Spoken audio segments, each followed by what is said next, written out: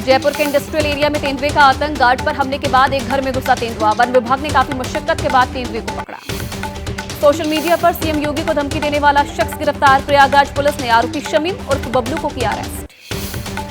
तेलंगाना के मेडचल मलकाजगिरी में बड़ा हादसा। निर्माणाधीन इमारत की बारिश के चलते गिरी दीवार के नीचे दबकर 7 मजदूरों की मौत। तेलंगाना के करीमनगर में पीएम मोदी की रैली। बोले तीसरे चरण में कांग्रेस और इंडिया अलायंस का तीसरा फ्यूज उड़ गया। पीएम मोदी ने अदानी पर राहुल गांधी को घेरा। कहा 5 साल तक अदानी अंबानी को गाली दी गई, अचानक गाली देना बंद क्यों? क्या सौदा हुआ? कितना पैसा पहुंचा? तेलंगाना में पीएम मोदी का धुआंधार प्रचार से पहले श्रीराज राजेश्वर स्वामी मंदिर में की पूजा अर्चना।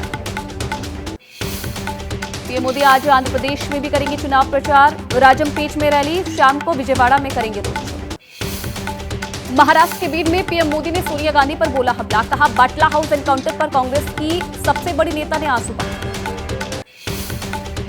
सोनिया गांधी ने बीजेपी पर साधा निशाना। कहा बीजेपी ने राजनीतिक फायदे के लिए दिया नफरत को बढ़ावा।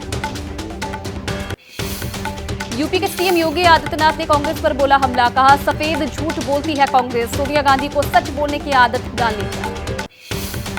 महाराष्ट्र में बोले पीएम मोदी, सीमा पार से कांग्रेस का हौसला बढ़ाए जाने के लिए किए जा रहे ट्वीट। कांग्रेस पाकिस्तान को आतंकी हमलों में क्लीन चिट दे रही। तेलंगाना में बीजेपी नेता नवनीत राणा ने कहा कांग्रेस को वोट देना मतलब सीधे पाकिस्तान को वोट देने जैसा।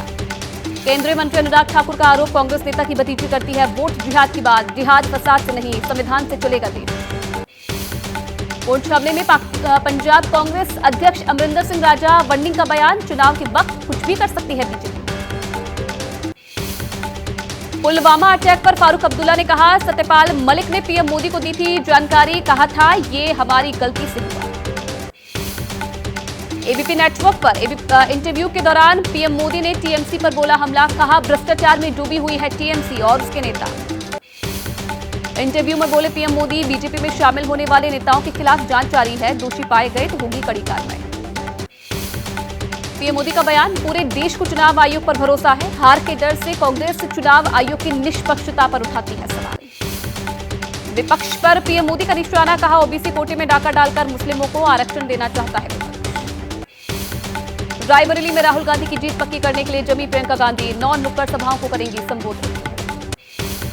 रायबरेली में प्रियंका गांधी ने कहा गांधी और नेहरू ने भी कभी सोचा भी नहीं होगा कि देश की कोई सरकार एक दिन उन्हें देशद्रोही कहेगी।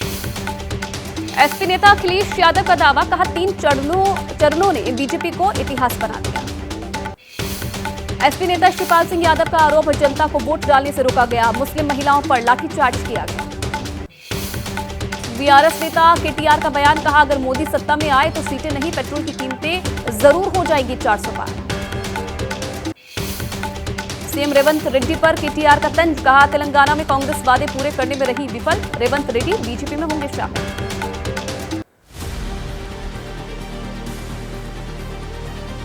हरियाणा में 3 निर्दलीय विधायकों ने बीजेपी छोड़कर कांग्रेस को समर्थन का ऐलान किया। विधायक सोमवीर सांगवान, रणदीप गोलन और धर्मपाल गोंदर ने सरकार से समर्थन लिया वापस।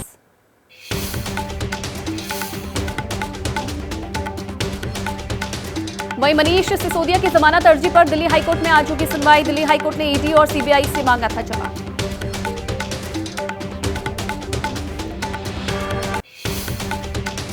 अपहरण केस में गिरफ्तार एचडी रेवन्ना की बेल पर आज सुनवाई। महिला के अपहरण के केस में एचडी रेवन्ना है गिरफ्तार।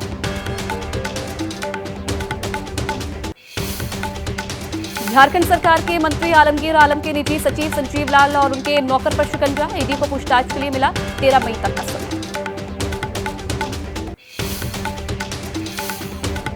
उत्तराखंड के जंगलों में लगी आग का मामला। याचिका पर आज सुप्रीम कोर्ट में होगी सुनवाई। उत्तराखंड के श्रीनगर में जंगलों में लगी आग पर काबू पाने में जुटी एयरफोर्स। हेलीकॉप्टर से आग पर पानी का छिड़काव किया जा रहा है। तमिलनाडु के तिरुनेलवेली में बेमौसम बारिश से किसानों की फसल को नुकसान। मिर्च की फसल को बारिश से पहुंचा नुकसान। कर्नाटक के बेंगलुरु में भारी बारिश से अंडरपास में भरा पानी, लोगों को आवाजाही में हो रही परेशानी। यूपी के मथुरा में दुकानों में लगी भीषण आग। मौके पर पहुंची फायर ब्रिगेड की गाड़ियों ने आग पर पाया काबू। 30 दुकानें जलकर हुई खाक। दिल्ली यूनिवर्सिटी और विकसित भारत के एम्बेसडर की ओर से रन फॉर विकसित भारत का आयोजन। बैडमिंटन प्लेयर साइना नेहवाल और फिल्म अभिनेता राजकुमार राव हुए शामिल। 10 मई से शुरू होगी केदारनाथ धाम की यात्रा। अपने सफर पर निकली बाबा की उत्सव